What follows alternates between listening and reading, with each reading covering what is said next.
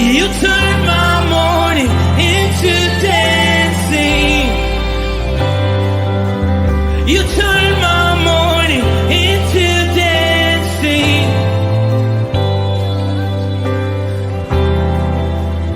Your love changes everything. There's something about your love. Something about your love changes everything. Changes everything. Something about your love. Something about your love changes everything. Changes everything. Something about your love. Something about your love changes everything. Changes everything. Something about your love. Something about your love changes everything. Changes everything. Something about your love. Something about your love changes everything. Changes everything. Something about your love.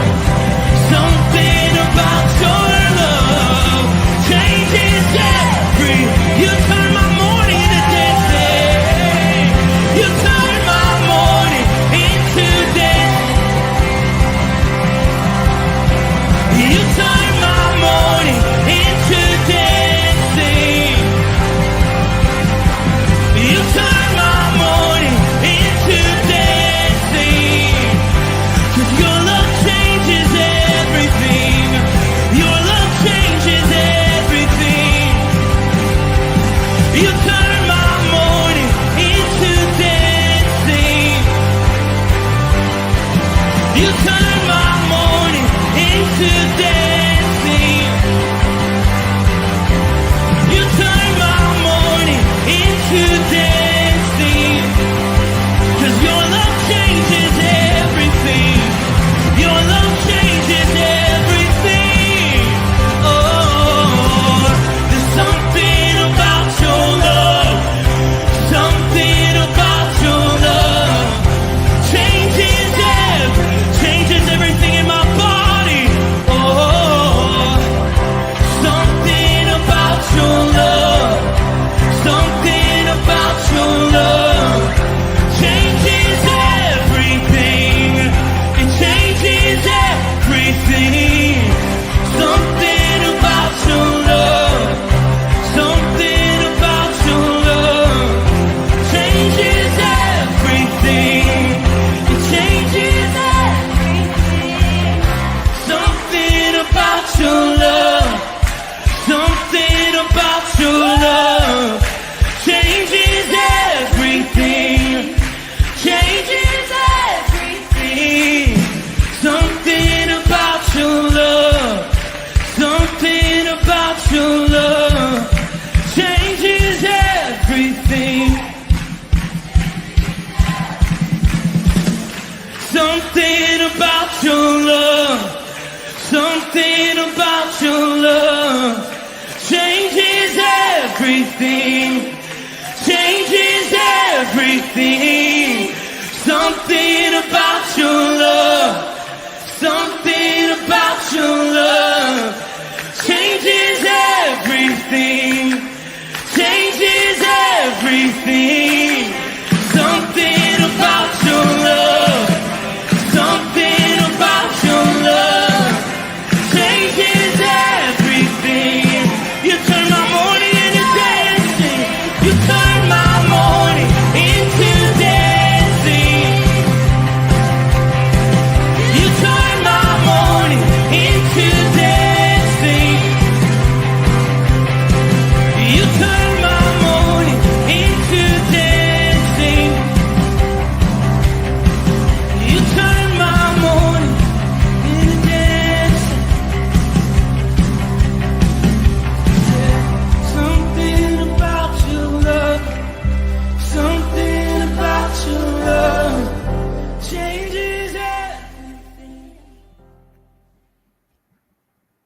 Good morning, Rooted Men. Matt Ryan, elder from the Rooted Ministries.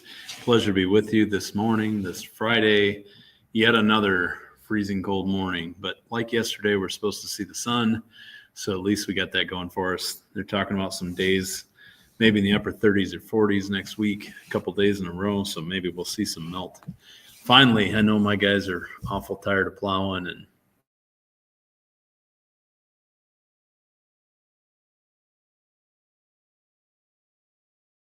having two furnaces go out this week.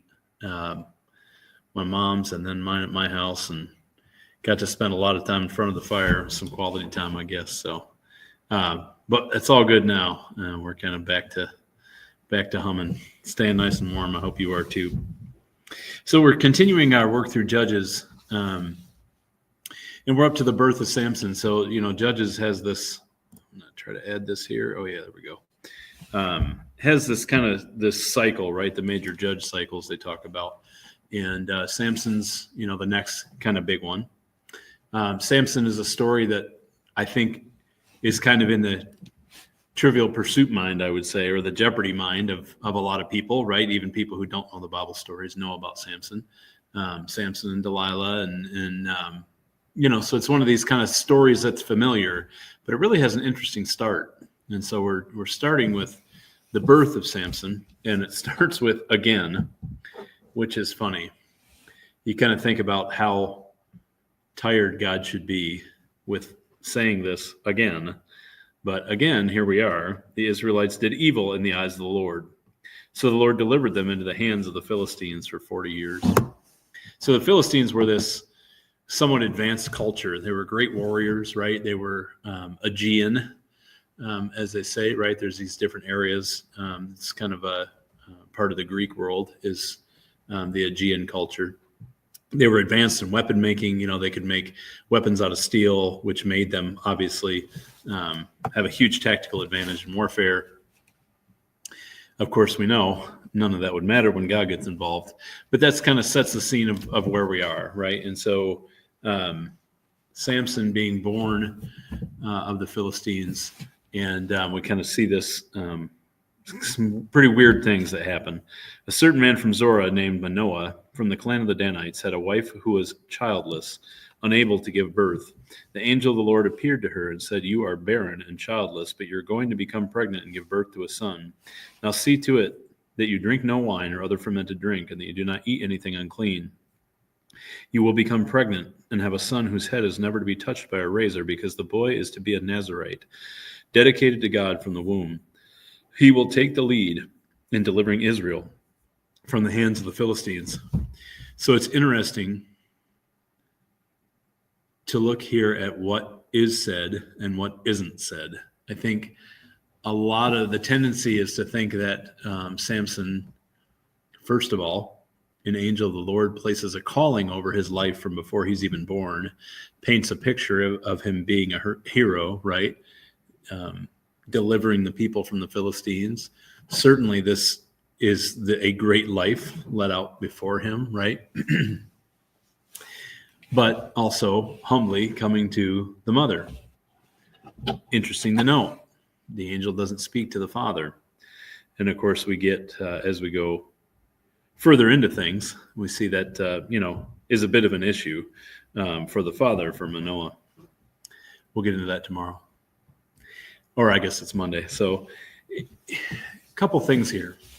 First is the idea of just not only putting ourselves in time, but understanding what we're talking about. So when the angel of the Lord says he's going to be a Nazirite from birth. So Nazirite was a kind of, we would think of it like a fasting kind of thing now. It's a temporary thing that someone would commit to doing for a period of time, this Nazirite lifestyle, as a reflection of their closeness to God, that they were going to try to live with his holiness, right? They were going to live a clean life. And there were basically three requirements of that Nazirite period. Think of it as a fasting period or whatever you want to. One being that there was to be no drinking of wine or fermented drink or even anything from the vine, as they say.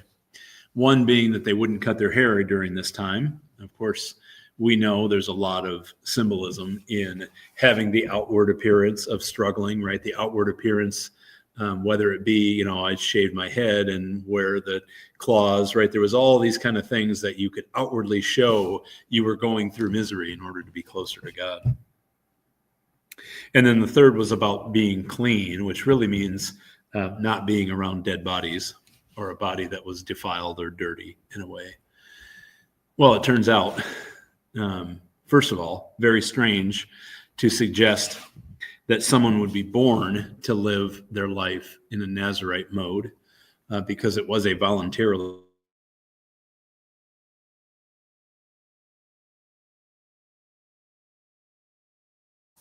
So kind of amazing to think about what it would mean to be committed to that lifestyle from the womb, basically. But also, in order to live that clean and to have that life that was set out to be filled with special powers, and ultimately not to use them to glorify God. So Samson becomes this story of, I guess,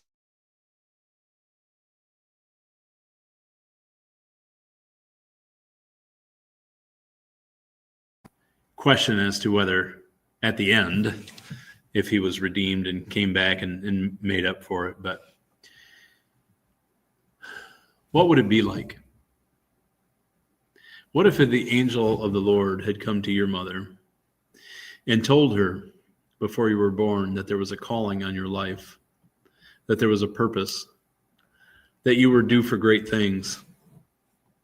Do you think you would have grown up differently? Do you think maybe you would have different expectations about the way the world would operate around you, expectations of yourself,